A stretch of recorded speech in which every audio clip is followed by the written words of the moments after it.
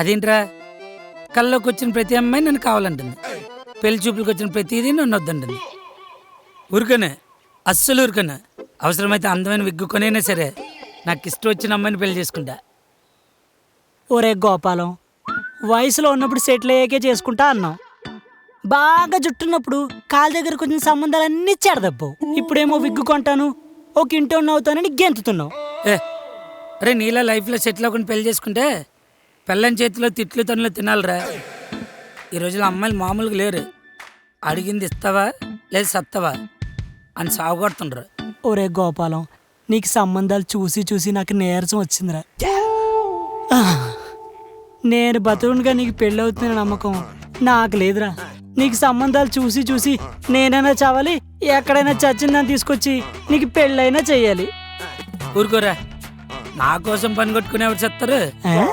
ఒరే సచ్చిందని కూడా వదలవా సచ్చినోడా, పోతావురో రే.